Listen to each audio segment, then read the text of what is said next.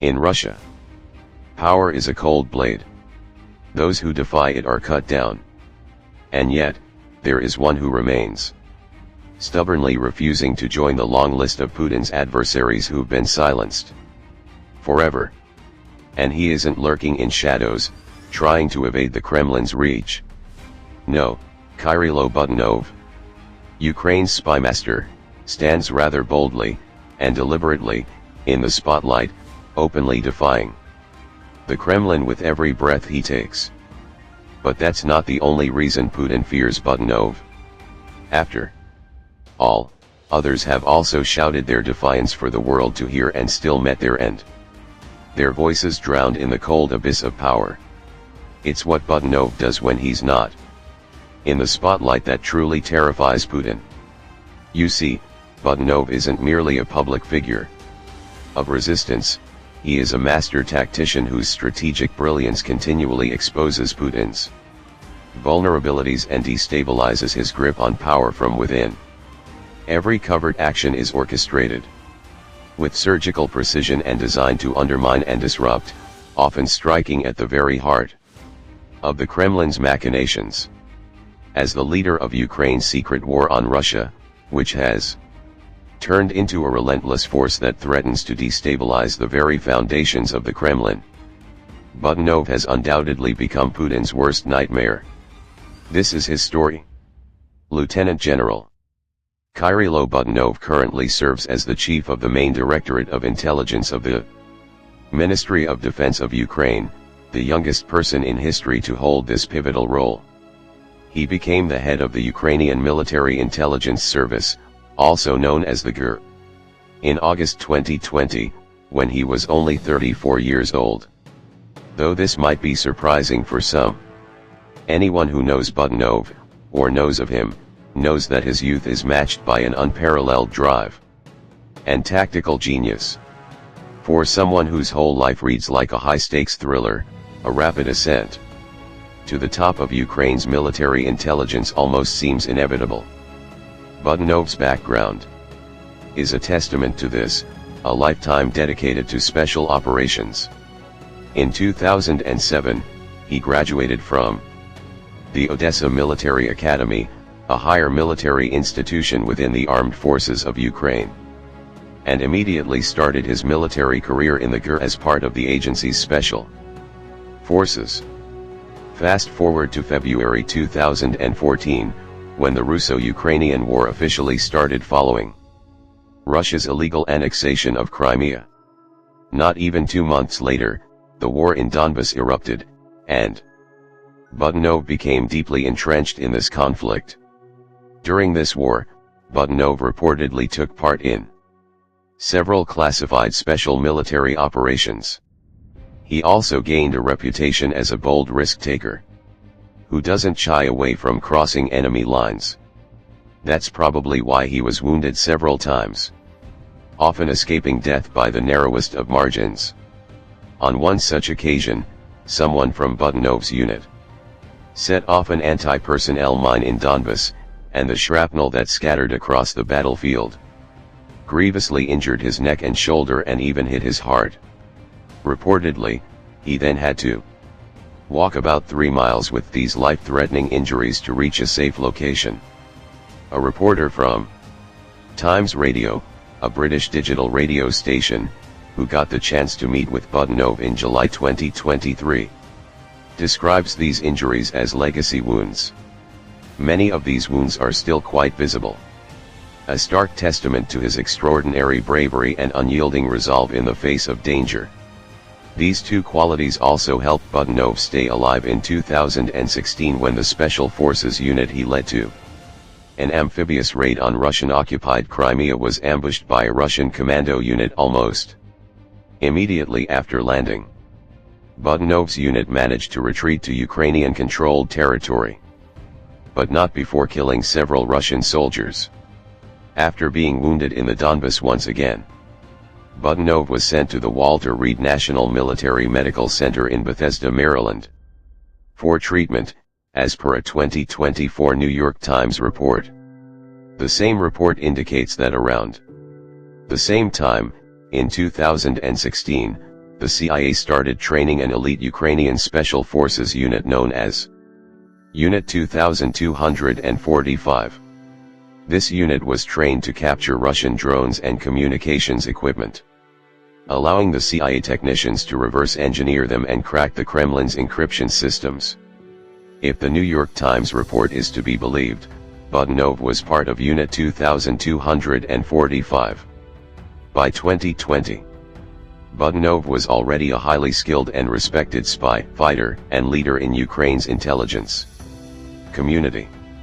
However, what reportedly drew the attention of Volodymyr Zelensky, the freshly appointed president of Ukraine, was that Budanov was also an out-of-the-box thinker. So, on August 5, 2020, by the decree of the President of Ukraine No. 308/2020, Zelensky appointed Budanov the chief of the main directorate of intelligence of the Ministry of Defense of Ukraine. And this was just the first prestigious title he held. In March 2022, he also became the head of the coordination headquarters for the treatment of prisoners of war. Roughly 6 months later, in September 2022, he was involved in the largest prisoner exchange operation between Ukraine and Russia at the time, securing a return home for 215 Ukrainian defenders, including over 100 fighters and commanders of the infamous Azov regiment. In the same year, 2022, he was also appointed the head of the Intelligence Committee under the President of Ukraine, thus receiving control over all activities of Ukraine's intelligence agencies. Even with juggling a few high-stakes roles and a full-on war, Budanov managed to work on his education throughout 2022, 2023, and 2024. During this period, he graduated from Yevgeny Iberezniak Military Diplomatic Academy, entered the postgraduate studies of Ostro Academy, Political Science, graduated from Kiev Mohyla Business School course, Strategic Architect, received an honorary degree, Doctor Honoris Causa, from the Kiev School of Economics. On February 8, 2024, Zelensky awarded Budanov with the Golden Star Order of Hero of Ukraine as recognition for the heroism displayed during the Russo-Ukrainian War and the defense of Ukraine's sovereignty and territorial integrity. As you can see, Kyrylo Budanov is truly a remarkable figure, and at such a young age. But what is he truly like in person, and what are his beliefs? The Times radio special correspondent who had the chance to meet him in person, Anthony Lloyd, describes Budanov as a fighter and a thinker who likes his work. However, he also describes him as quite an angry man who wants to make Russia bleed. Lloyd's first impression of Budanov is pretty on par with how a senior U.S. intelligence official described him. George Smiley meets Jason Bourne was that description.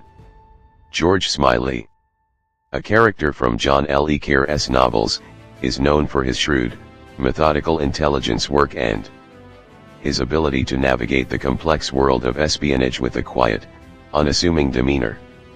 Jason Bourne, on the other hand, is renowned for his intense action skills, resourcefulness, and, let's be honest, sheer violence. Combine these two personas, and you'll understand that Budanov is seen as a figure who masterfully blends the cerebral, strategic acumen of Smiley with the high-octane, tactical prowess of Bourne. A figure that's so unbelievably multifaceted that he seems almost cinematic. And if he didn't have all the real-world accomplishments to back it up, no one would fault you for thinking he was nothing but an artfully created public persona. A character pulled straight from a spy thriller. His demeanor, and his surroundings, do little to dispel this notion.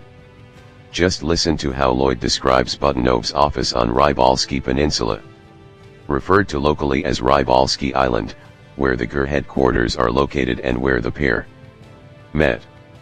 Lloyd starts by describing Budanov's office as very dark and very shadowy. The Washington post jokes that working in the dark befits the chief of Ukraine's military intelligence service. However, it's what can be seen peering through this darkness that seemingly fascinates everyone. Who's met Budanov the most? Lloyd describes Budanov's desk as an eclectic scatter of stuff. However, a single symbol dominates this chaos: an owl. Why an owl?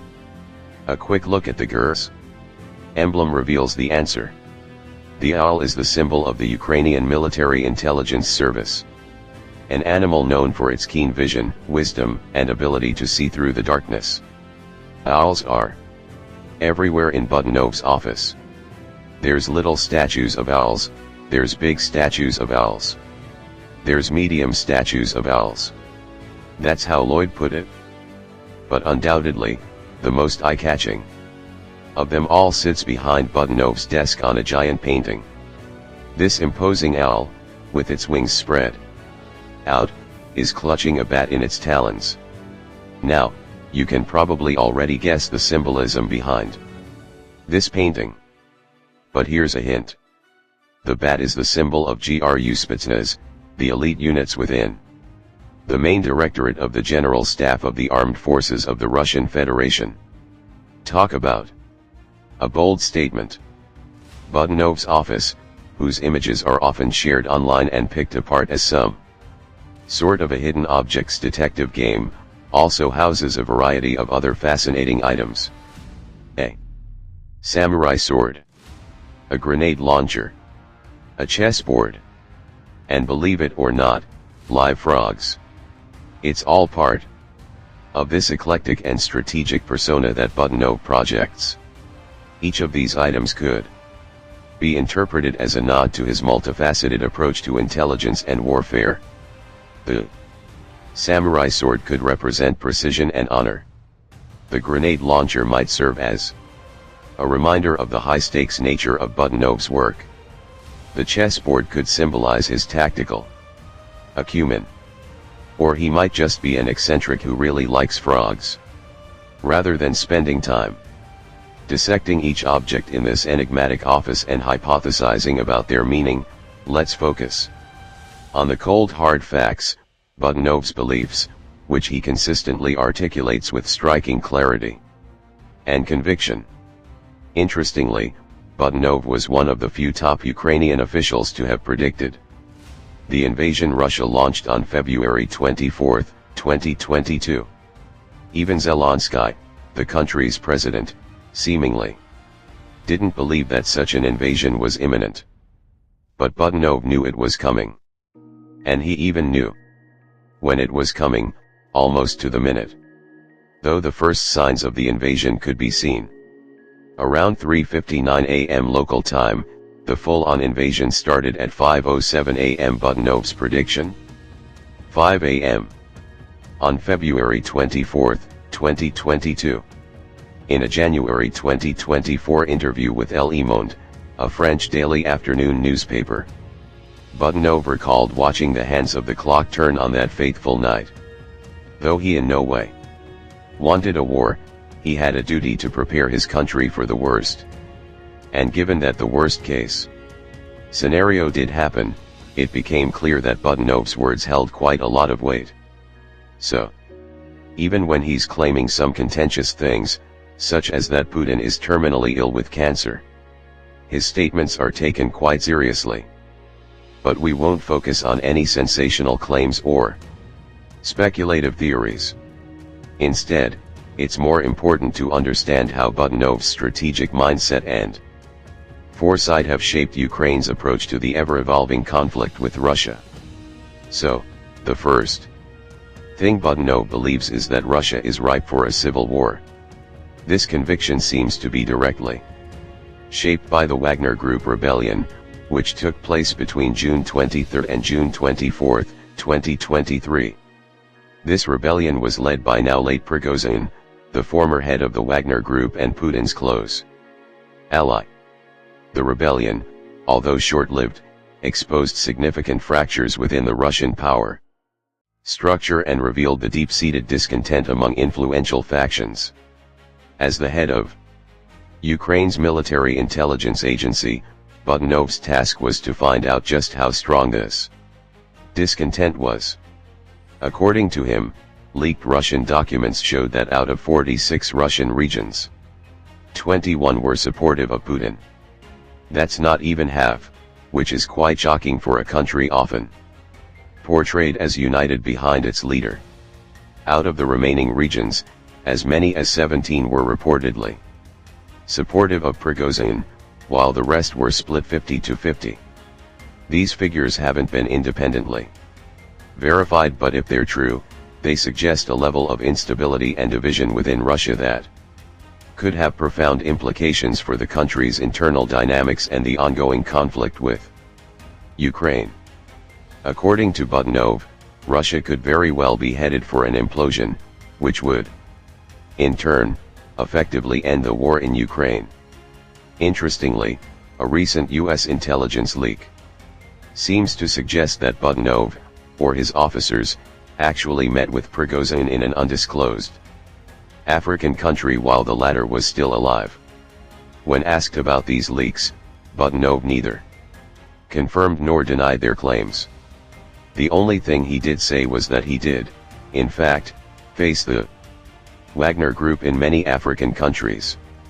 Lloyd believes he used the word face deliberately, as it can refer to both face-to-face meetings and confrontations between the two parties. So, whether Budanov met with Prigozhin to talk or fight remains open to interpretation. If they did, in fact, meet to talk, one can't help but wonder whether the Wagner Group rebellion truly inspired Budanov's belief in Russia's vulnerability and the potential for a civil war, or if was he the one who inspired the rebellion. But again, let's leave the speculations aside and focus on concrete insights coming from Budanov. If a Russian civil war isn't the event to put an end to the war in Ukraine, what could? According to Budanov, the war could be ended with a solar plexus blow to Russia. This blow involves crossing the border and bringing the war to Russia, which he has already done on multiple occasions, as you'll soon hear. That's why he also often speaks about the need for long-range weapons used to attack Russian soil, singling out the U.S. made ATACMS missiles as particularly effective. So, are those the only options, a civil war or a deadly blow? Well, pretty much. Budanov is rather clear about one thing: any kind of peace talks are off the table. Why? Because such talks would surely require some territorial concessions on Ukraine's part. And for Budanov, this isn't an option. When talking to the Philadelphia Inquirer, he said, "We have no option but to get back what was occupied. Otherwise, the state of war will go on forever." So, in his eyes, the only victory Ukraine can achieve is a total victory, all Russian forces expelled from Ukraine and Crimea and all sovereign Ukrainian territories fully restored. Unfortunately, Ukraine will hardly be able to achieve such a victory with conventional forces alone. Even with all the military aid coming from the Western countries, Russia is still superior in terms of sheer numbers. That's why Budanov's strategy doesn't solely hinge on military tactics. No. It's Budanov's intelligence and psychological tactics that earned him the title of the mastermind behind Ukraine's secret war against Russia. With this in mind, let's examine what Budanov has achieved in the war so far and why Putin wants him dead so desperately. In a general sense, Budanov's greatest achievement has been taking the war outside the borders of Ukraine and shifting the battleground to Russia's sphere of influence and Russia itself. In his words, "I have been advocating this since the very first days of the war, saying openly that so long as the war is contained on our territory, it will not affect Russia. That is why since spring 2022, we have started to conduct significant operations on Russian territory, and we will go further the more resources we have for this. And Russia has started to feel it." Though Budanov hasn't claimed responsibility for many of the actions we'll soon discuss, his overall demeanor and chilling attitude suggest a deep involvement in orchestrating these high-stakes operations. The only thing he did say to the Times radio was that he loves direct action. His exact words were, "We love direct action. We're good at it. We do it and we will do it anywhere in the world where we see fit, against whoever." Now, you can make your own judgments about what his words might imply. One of the rare actions Budanov did take responsibility for was the drone attacks hitting the Kremlin. These attacks started in May 2024 and were undoubtedly something that nobody expected to see in the country's capital. After all, Moscow is, for the most part, shielded from the true horrors of the war in Ukraine. Putin deliberately chose not to conscript young men from the capital and kept the city largely protected against any violence, bar the March 2024 Crocus City Hall terrorist attack. And there lies the problem. By being able to keep its capital, and the center of its power, out of this brutal conflict, Russia has essentially waged the war from a safe distance, entirely on its terms. Well, Budanov decided to change that. By targeting the Kremlin, the heart of Russia's power, Budanov managed to shatter the illusion of vulnerability and show that even Moscow could be turned into a battleground. Now, let's make one thing clear. These drones did barely any damage to Moscow. But that wasn't the point. We're discussing psychological warfare, remember? So, the mere fact that Ukrainian drones were able to breach the Russian air defenses, fly all across the country, and reach the Kremlin was enough to send a chilling message to Putin: the war is coming back at you sooner or later. In one of the latest drone attacks, in August 2024, Ukraine deployed about 50 drones to Moscow and surrounding regions, prompting Moscow Mayor Sergei Sobyanin to call it one of the largest attacks on the city to date. According to Russia's Ministry of Defense, 45 of these drones were downed, with 11 being shot down in Moscow Oblast as they were heading toward the capital. Budanov, for his part, disclosed that the drones actually targeted a signals intelligence center in the Podolsk district on the outskirts of Moscow, the nearby Ostafivo airport, and the Milaravo military air base in Rostov Oblast, located some 530 miles to the south. Besides instilling fear in Moscow's elite, these drone strikes play another crucial strategic role. They provide hope to the Ukrainian people. The mere fact that one of their agencies is hitting back at Russia inside Russia serves as a powerful symbol of resistance and resilience. It reassures Ukrainians that their fight is making a difference and that their struggle isn't in vain. Another strategic move that has been linked to Budanov and his agency, and holds equally as much symbolic importance, if not more, is targeting the Crimean Bridge, better known as the Kerch Bridge. This 11-mile bridge, constructed after the illegal annexation of Crimea, serves as a crucial supply route for Russia's military operations in the region. Well, on the surface, at least, the true significance of this bridge lies in its symbolic meaning for both warring sides. For Ukraine, the Kerch Bridge represents the physical embodiment of Russia's occupation and the ongoing violation of Ukrainian sovereignty. For Russia, and especially its president, it's a symbol of pride and triumph. So much so that attacking this bridge is almost seen as an attack on Putin himself. That's probably why Ukraine hasn't held back when it comes to targeting this bridge or outright talking about destroying it. So far, there have been at least 2 major strikes targeting this bridge, which connects mainland Russia with Crimea. On October 8, 2022, there was an explosion on the roadway itself, causing parts of the bridge to collapse. On July 17, 2023, an explosion occurred adjacent to the Kerch Bridge, again causing the collapse. of a section of the bridge. It is suspected that Ukrainian aquatic drones were involved in both attacks, though Russia worked to reinforce the bridge and its security after each attack. It's obvious that Ukraine won't know any peace until the Kerch Bridge is in ruins.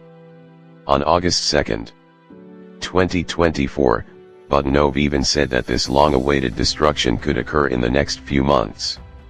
Though he didn't elaborate much, he did say that such an attack would require a complex solution and long-range strikes. Pulling off such a massive endeavor would undoubtedly strike a massive blow to Russia's military logistics. But perhaps even more importantly, it would humiliate Putin. And most of Budanov's so-called direct actions aim to achieve precisely this goal: hurting and humiliating Putin and his regime.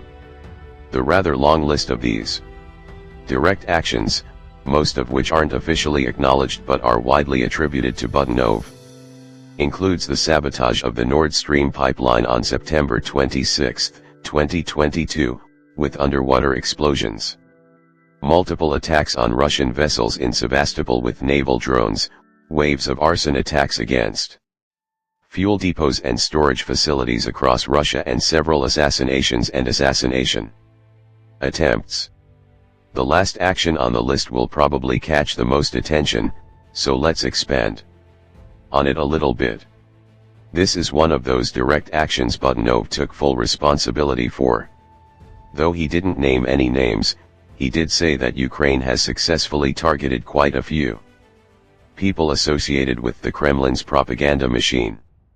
The more high-profile incidents Budanov is probably referring to include the August 2022 car bomb killing of Daria Duginä, the daughter of Alexander Dugin, known as Putin's spiritual guide. Since Dugin was supposed to be traveling in the same car as his daughter, many believe that he was the intended target of this attack. Another high-profile incident took place in April 2023, when a prominent military blogger Vladimir Tatarsky was killed in an explosion at a St. Petersburg cafe. Tatarsky, known for his pro-war rhetoric and influential voice within Russian nationalist circles, was seen as a key figure in spreading support for Russia's war efforts in Ukraine. In July 2023, Stanislav Rozhitsky, a Russian submarine commander, was gunned down while jogging in the southern Russian city of Krasnodar. His movements were reportedly closely tracked by the app he used to log his jogging routes, making him an easy target for an unknown attacker, who struck on a rainy day in a deserted park. Rozhitsky had previously been involved in missile strikes against Ukrainian cities, including the deadly attack on Vinnytsia in July 2022, which killed 23 civilians. That's probably why Budanov showed little sympathy when discussing these incidents on the Ukrainian YouTube channel isnâ TV. According to a translation by the Kiev Post, Budanov said the following: "Outright scum will eventually be punished in any country in the world. Only elimination can be a well-deserved punishment for such actions." This brings us to Putin. Budanov went as far as to admit that his agency had made numerous attempts on the life of Russia's president, and, according to many, Supreme Leader Vladimir Putin. His exact words were, "There have been assassination attempts. But, as you can see, they haven't been successful so far." Interestingly, Putin could say the same for Budanov if he were half as transparent as this fearless lieutenant general. How so? Well, because there have also been at least 10 assassination attempts on the chief of the GRU. That's right. When we said the Russians wanted Budanov dead, it was no figure of speech. The Kremlin has made it an active mission.